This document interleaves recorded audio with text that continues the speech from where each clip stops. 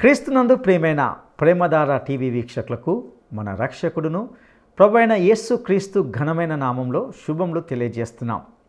ఈనాటి మన పాఠంలో మనము లూకా సువార్త 16వ అధ్యాయాన్ని ధ్యానించుకోబోతున్నాం. ఇందులో ఒక అపనమ్మకస్తుడు అన్యాయస్తుడైన గృహ నిర్వాహకుని గురించి వింటాం. ఇతడు ఈ లోకంను స్నేహించే వ్యక్తికి గుర్తుగా ఉంటున్నాడు. ఒక పాపి దేవుని వద్దకు వచ్చే వరకు మాత్రమే పాపి. ఒకసారి దేవుని వద్దకు వచ్చిన తర్వాత ఆ పాపి పరిశుద్ధినిగా పరిగణించబడతాడు. ఈ సూత్రమే వివరంగా ఇందులోని గృహ నిర్వాహకుని సందర్భంలో మనము గమనించబోతున్నాం. ఏ సేవకుడు కూడా ఇద్దరు యజమానులను అనగా దేవుణ్ణి సిరిని ఒకే సమయంలో సేవించలేడు అనే సత్యాన్ని ఇందులో గ్రహిస్తాం. డబ్బును గురించి కూడా కొన్ని విలువైన సత్యాలను తెలుసుకుంటాం. డబ్బు అనేది మంచిది కాదని చెడ్డది కాదని చెప్పలేం. అయితే ధనాపేక్ష సమస్తమైన కీడులకు మూలమనే గొప్ప సత్యాన్ని ఇందులో వింటాం. విశ్వాసులకు ధనం ఆధ్యాత్మికం, అవిశ్వాసులకు ధనాపేక్ష నరకానికి ద్వారం. విశ్వాసికి డబ్బు చక్కటి సేవ చేస్తుంది. అయితే అవిశ్వాసి మాత్రం డబ్బుకు బానిస అయిపోతాడు. ఈ విషయంలో జాగ్రత్తగా ఉండాలని హెచ్చరింపబడుతున్నాం. ఈ సందర్భంలోనే ప్రభువు ధనవంతుడు పేదవాడైన లాజరు అనే వ్యక్తులకు సంబంధించిన ఒక వాస్తవ గాథను ఉదాహరణగా ఇక్కడ తెలియజేస్తున్నట్లుగా మనం చూస్తాం.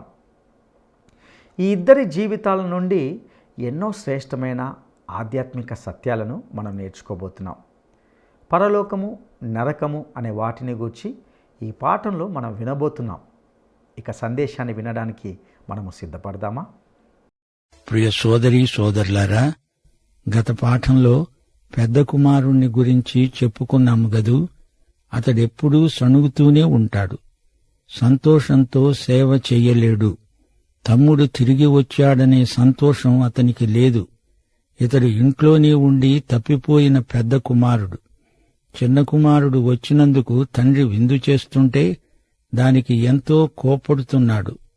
తండ్రికి దగ్గరగా ఉన్నట్లే కనిపిస్తాడు గాని ఆయనకు వీడెంతో దూరం. తండ్రి సంతోషిస్తుంటే వీడు సంతోషించాలి గదా, గాని దాన్ని అనుభవించలేని దౌర్భాగ్యుడు. తండ్రిదంతా తనదే కాని అడగడు, తీసుకొని వాడుకోలేడు. తండ్రి తలుపు తెరిచి లోపలికి రా అంటే రాడు, బయటనే ఉండిపోతాడు. పరిసయ్యులు, శాస్త్రులు పెద్ద కుమారుడి మనస్తత్వం గలవారు. శ్రోతలు, ఈ ఉపమానంలో 3 కుమారులున్నారు. పెద్ద కుమారుడు తండ్రి సహవాసాన్ని పోగొట్టుకున్నాడు, తండ్రి మీద అలిగాడు. చిన్న కుమారుడు దూరదేశానికి పోయి తండ్రి హృదయాన్ని బద్దలు చేశాడు. ఇక 3వ కుమారుడు ఎవరంటారా? ఈ ఉపమానాన్ని చెప్పిన యేసుక్రీస్తే. ఆయన దేవుని కుమారుడు, పాపరహితుడు. ఆయన సమాధానకర్త అయిన అధిపతి. లోక పాపమునకు ఆయనే ప్రాయశ్చిత్త బలి. యోహాను సువార్త 1వ అధ్యాయం 12వ వచనం, తనను ఎందరు అంగీకరిస్తారో వారికందరికీ, తన నామమందు విశ్వాసముంచిన వారికి దేవుని పిల్లలవడానికి ఆయన అధికారం అనుగ్రహించాడు. శ్రోత, దూరదేశానికి పారిపోయావా? వెంటనే రా, ఆయన చేర్చుకుంటాడు.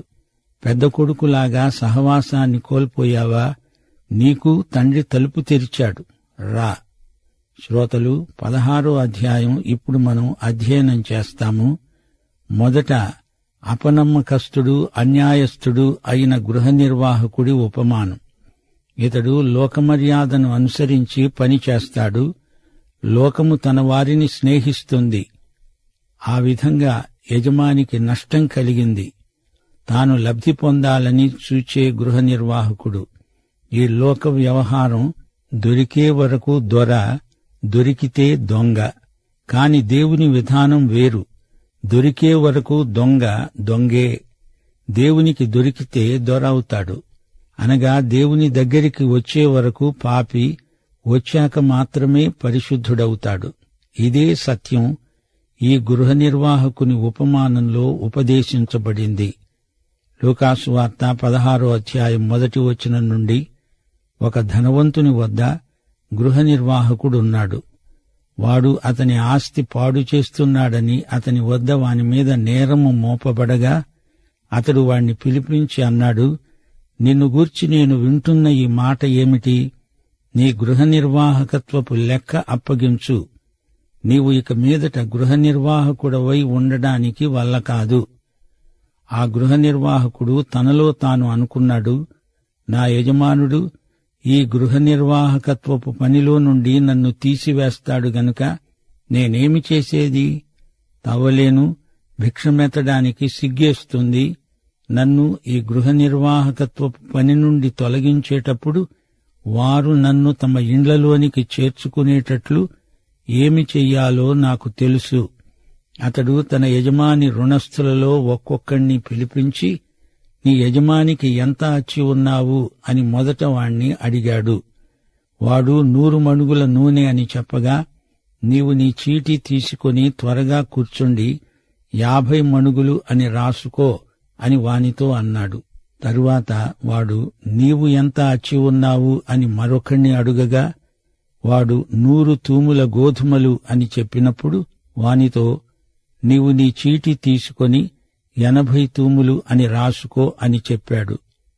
అన్యాయస్థుడైన ఆ గృహ నిర్వాహకుడు యుక్తిగా నడుచుకున్నాడని వాని యజమానుడు మెచ్చుకున్నాడు. వెలుగు సంబంధుల కంటే ఈ లోక సంబంధులు తమ తరమును బట్టి చూడగా యుక్తిపరులై ఉన్నారు. అన్యాయపు సిరి వలన మీకు స్నేహితులను సంపాదించుకొనండి. ఎందుకనగా ఆ సిరి మిమ్ములను వదిలిపోయేటప్పుడు వారు నిత్యమైన నివాసములలో మిమ్ములను చేర్చుకుంటారు.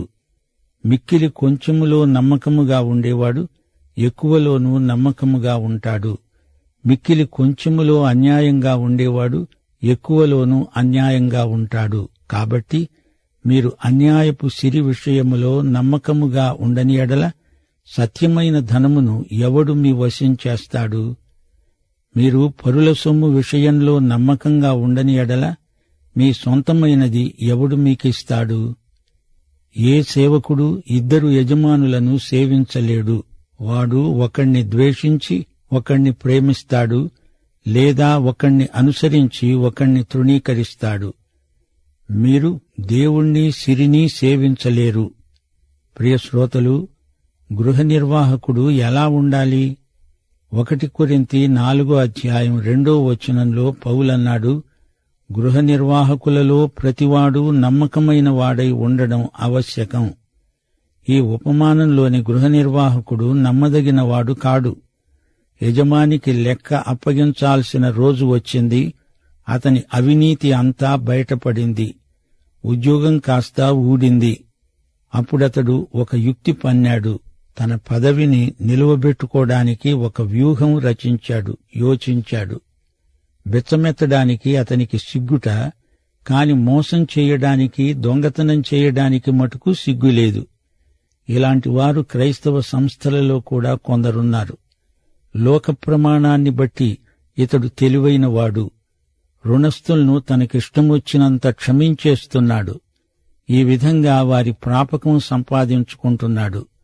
మొదటి రుణస్థునికి 50%, రెండో ఖాతాదారుకు 20% తగ్గించాడు. వారి చేత మంచివాడు అనిపించుకోవడానికి అలా చేశాడు. యజమానిని నష్టపెట్టాడు. యజమాని అతని మోసపు తెలివిని మెచ్చుకున్నాడు. అసలు సంగతేమిటంటే అతడు ఇలాగే అవినీతిపరుడు. అదే పద్ధతిలో పైకి వచ్చిన వంచకుడు. మోసగాడు మోసగాణ్ణి మెచ్చుకుంటాడు. దొంగ మరో దొంగను ఎంత బాగా దొంగతనం చేశావురా అంటూ, నన్ను మించిపోయావే, నా దగ్గరే ఎంత తెలివిగా దొంగిలించావురా అనడా? కుక్కనే చంపుకు తింటుంది. పెద్ద చేప చిన్న చేపను మింగేస్తుంది. అది లోక మర్యాద. అదే లౌకికం, లౌక్యం. వెలుగుబిడ్డల కంటే ఈ లోకస్తులకు డబ్బు తెలివి ఎక్కువ. అన్యాయపు సిరి అంటే ఏమిటి అంటారా? డబ్బు మంచిదీ కాదు, చెడ్డదీ కాదు గాని ధనాపేక్ష సమస్త కీడులకు మూలం. విశ్వాసులకు ధనం ఆధ్యాత్మికం, అవిశ్వాసులకు ధనాపేక్ష నరకానికి ద్వారం. విశ్వాసి ధనాన్ని ఆధ్యాత్మీకరించుకోగలడు, అవిశ్వాసి ధనాపేక్షతో ఉరిపెట్టుకోగలడు. అదే వ్యత్యాసం. విశ్వాసికి డబ్బు సేవ చేస్తుంది, అవిశ్వాసి డబ్బుకు బానిస అయిపోతాడు. దైవదాసులకు డబ్బు దాస్యం చెయ్యాలి కాని డబ్బుకు వీరు దాసులవ్వకూడదు. సిరికి దేవునికి ఒకేసారి సేవ చేయడం కుదరదు. నీవు దేవదాసువా ధనదాసువా అని దేవుడు అడుగుతున్నాడు. శ్రోత, దానికి నీ జవాబేమిటి? లూకాసు వార్త 16వ అధ్యాయం 14వ వచనం నుండి, ధనాపేక్ష గల పరిసయ్యులు ఈ మాటలన్నీ విని ఆయనను అపహసిస్తూ ఉండగా ఆయన అన్నాడు, మీరు మనుష్యుల ఎదుట నీతిమంతులము అనిపించుకుంటారు గాని దేవుడు మీ హృదయములను ఎరుగును. మనుష్యులలో ఘనముగా ఎంచబడేది దేవుని దృష్టికి అసహ్యం. యోహాను కాలము వరకు ధర్మశాస్త్రమున్నది, ప్రవక్తలు ఉన్నారు. అప్పటి నుండి దేవుని రాజ్య సువార్త ప్రకటించబడుతూనే ఉంది. ప్రతివాడు ఆ రాజ్యములో బలవంతముగా జొరబడుతున్నాడు. ధర్మశాస్త్రములో ఒక పొల్లైనా తప్పిపోవడము కంటే ఆకాశము భూమి గతించిపోవడం సులభం. తన భార్యను విడనాడి మరొకతను వివాహము చేసుకునే ప్రతివాడు వ్యభిచరిస్తున్నాడు. భర్తను విడిచిన దానిని వివాహము చేసుకునేవాడు వ్యభిచరిస్తున్నాడు. ఈ అంశం మత్తయి సువార్త 19వ అధ్యాయం 1 కొరింథీ 7వ అధ్యాయంలో పూర్తిగా విశదీకరించాడు ప్రభు. దేవుని ధర్మశాస్త్రాన్ని ఎలా ఈ ధనాశాపరులు తారుమారు చేస్తున్నారో చూపడానికి ప్రభువు ఈ మాట అన్నాడు. మంచి దేవుడు నా యేసయ్యా, చింతలన్నీ బాపునయా, హృదయ వాంఛతో చేరిన వారికి శాంతి జీవము ఇచ్చునయా, హృదయ వాంఛతో చేరిన వారికి శాంతి జీవము ఇచ్చునయా. మహిమా ఘనత ప్రభావము నీకే, మహిమా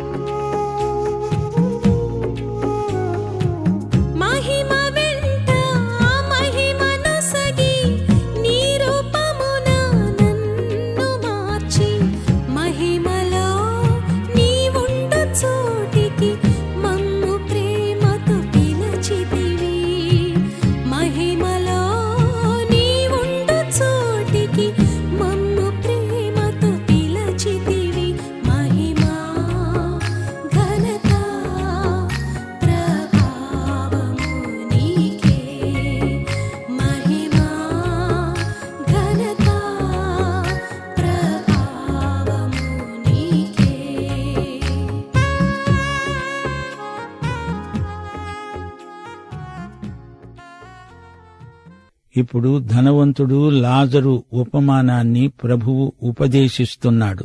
ఇది కల్పనా కథ కాదు. అనుదిన జీవితంలో ఎదురయ్యే సంఘటనల్లో నుండి ప్రభువు ఈ ఉదాహరణను తీసుకున్నాడు.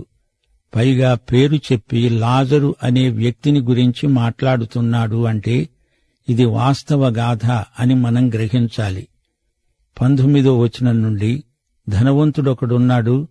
అతడు ఊదారంగు బట్టలు, సన్నపు నార వస్త్రములు ధరించుకొని ప్రతిదినము బహుగా సుఖపడుతూ ఉండేవాడు. లాజరు అనే ఒక దరిద్రుడున్నాడు. వాడు కురుపులతో నిండినవాడై ఇంటి వాకిట పడి ఉండి అతని బల్లమీది నుండి పడే రొట్టెముక్కలతో ఆకలి తీర్చుకొనగోరాడు. అంతేగాక కుక్కలు వచ్చి వాని కురుపులు నాకాయి. ఆ దరిద్రుడు చనిపోయి దేవదూతల చేత అబ్రహాము రొమ్మున ఆనుకొనడానికి కొనిపోబడ్డాడు. ధనవంతుడు కూడా చనిపోయి పాతిపెట్టబడ్డాడు.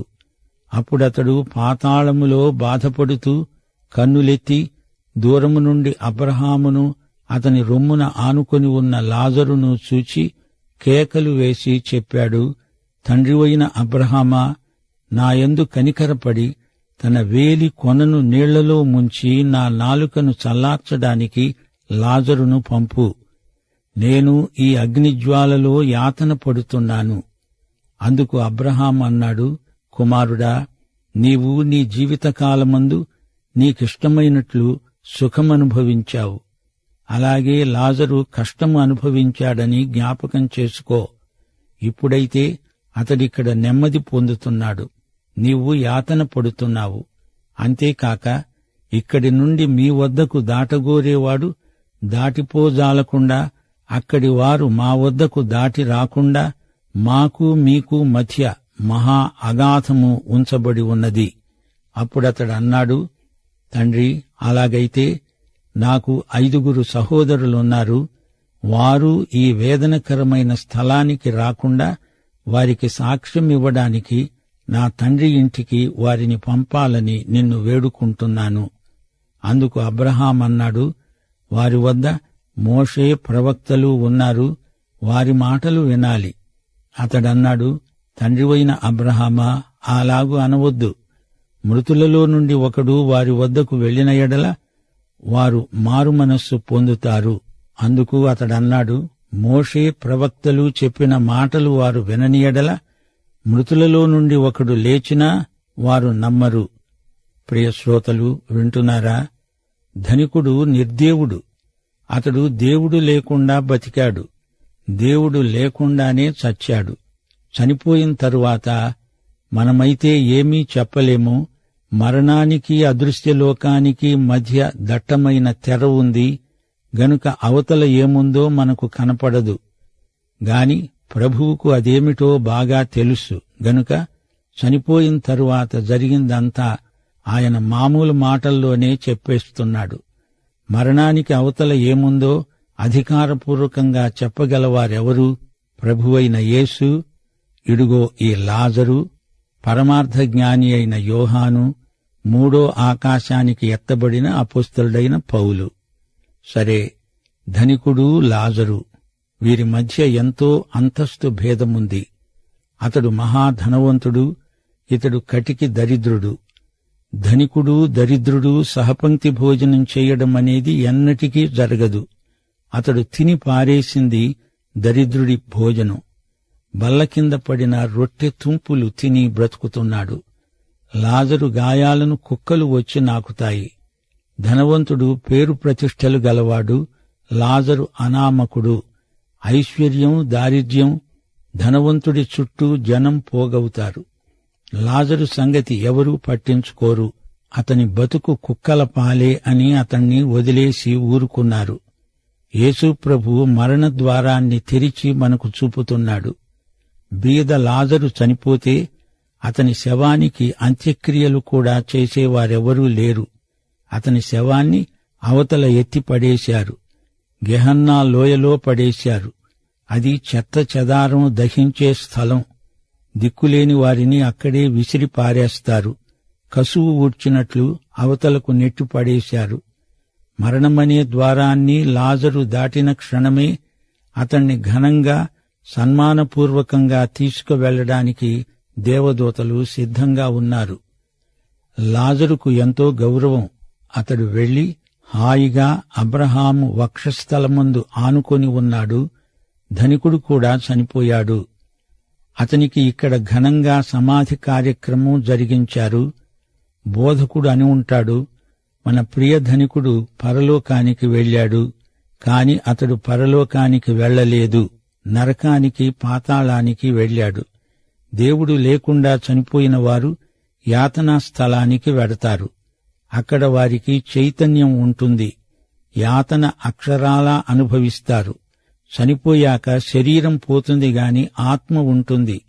వ్యక్తి లేడుగాని వ్యక్తిత్వం ఉంటుంది. ఒకరినొకరు గుర్తుపట్టగలరు. నరకమంటే అసలైన గ్రీకు పదం హేడెస్. ఈ హేడెస్ అదృశ్య లోకం.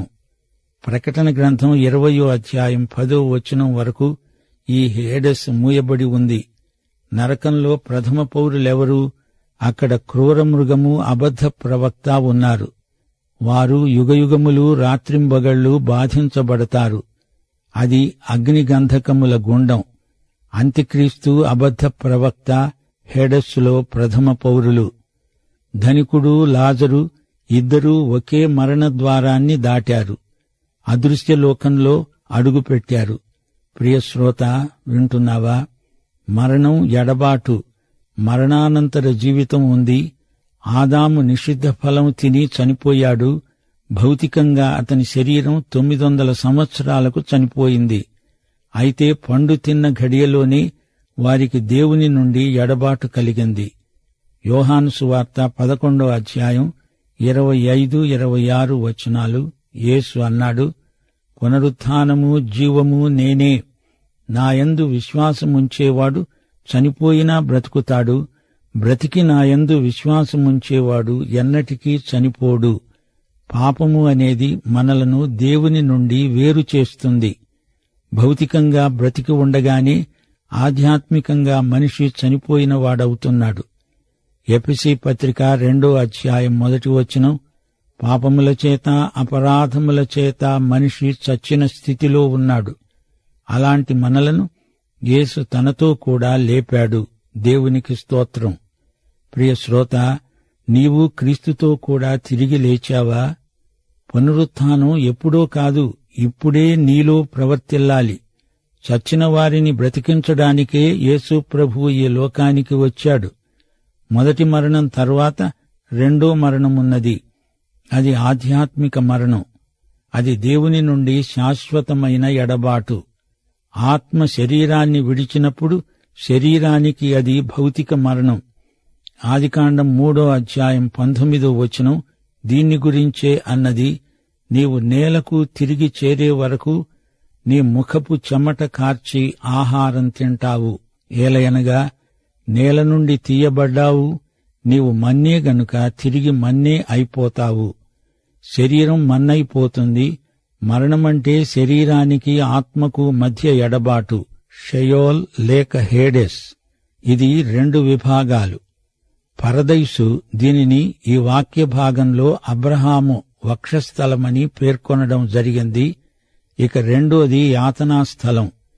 యేసు ఆరోహణమైనప్పుడు పాత నిబంధన భక్తులందరినీ తీసుకువెళ్లగా పరదైసు ఖాళీ అయిపోయింది. ఎఫెసీ పత్రిక 4వ అధ్యాయం 8 నుండి 10వ వచనం వరకు. ఆ తరువాత యాతనా స్థలమందు ఉన్నవారిని, అనగా నశించిన వారిని ధవళ సింహాసనానికి అప్పగించటం జరుగుతుంది. ఈ ధవళ సింహాసనపు తీర్పులో నశించిన వారందరూ అగ్ని సరస్సులో పడవేయబడతారు. అదే రెండో మరణం. ధనవంతుడు యాతనా స్థలానికి పోతే లాజరు పరదైసుకు వెళ్ళాడు. బీదతనం, ఐశ్వర్యం అనే స్థితిభేదాన్ని బట్టి కాదు, వీరి హృదయ స్థితిని బట్టి వారి గమ్యములు మారాయి. ధనికుడు భిక్షుకుడయ్యాడు. బీద లాజరు మహిమైశ్వర్యాన్ని స్వంతం చేసుకున్నాడు. శ్రోత, జాగ్రత్తగా విను. 2 కొరింథీ 5వ అధ్యాయం 8వ వచనం. ఈ దేహమును విడిచిపెట్టి ప్రభువునొద్ద నివసించడానికి ఇష్టపడుతున్నాము. విశ్వాసులు ప్రభువు వద్దకే వెళ్లిపోతారు. అవిశ్వాసులు హేడెస్సులోని యాతనా విభాగానికి వెళతారు. పరదైసును హేడెస్సు నుండి ప్రభువు పైకి తీసుకువెళ్ళాడు. యాతనా స్థలం ఇంకా క్రిందనే ఉంది. అదంతా ఒకానొక రోజున పూర్తిగా అగ్నిగుండములో పడవేయబడుతుంది. ప్రియశ్రోత, నరకం మనుషుల కోసం కాదు, సైతాను కోసం, అతని దూతగణం కోసం. కావాలని అందులో పడేవాడు అవివేకి. చనిపోయి బ్రతికి ఎవరైనా వస్తే సువార్త ప్రకటిస్తే నమ్ముతారు అని నరకములో నుండి ధనికుడంటున్నాడు. అది అర్థం లేని మాట. యేసు ప్రభువు ఇంకా సజీవంగా ఇక్కడే ఉన్నాడు. ఆయన మృత్యుంజయుడు. ఆయన మాట విని ఇప్పుడే ఆయనను స్వకీయ రక్షకుడుగా అంగీకరించు. మరణం తరువాత కాదు, అంతకు ముందే నీవెక్కడికి వెళ్లేది నిర్ణయించుకోవాలి. ప్రియశ్రోత, నీవు రక్షించబడ్డావా? పాఠం ఇంతటితో సమాప్తం. ప్రభు అయిన యేసుక్రీస్తు వారి కృప, తండ్రి అయిన దేవుని ప్రేమ, పరిశుద్ధాత్మ యొక్క అన్యోన్య సహవాసము నిత్యత్వము పర్యంతము మనకందరికీ తోడై ఉండునుగాక. ఆమేన్. ప్రియులరా, ఇంతవరకు మనము ఈ సందేశంలో ఒక అపనమ్మకస్తుడు, అన్యాయస్తుడైన గృహ నిర్వాహకుని గురించి విని ఉన్నాం. పాపి దేవుని వద్దకు వచ్చే వరకు మాత్రమే పాపి. దేవుని వద్దకు వచ్చిన తర్వాత ఆ పాపి పరిశుద్ధునిగా పరిగణించబడతాడని గృహ నిర్వాహకుని విషయంలో తెలుసుకుని ఉన్నాం. ఏ సేవకుడు కూడా ఇద్దరు యజమానులను అనగా దేవుణ్ణి, సిరిని ఒకే సమయంలో సేవించలేడు అనే సత్యాన్ని ఇందులో గ్రహించాం. డబ్బుని గురించి కూడా ఎన్నో విలువైన సత్యాలను మనం నేర్చుకున్నాం. ధనాపేక్ష సమస్తమైన కీడులకు మూలమనే గొప్ప సత్యాన్ని ఇందులో విన్నాం.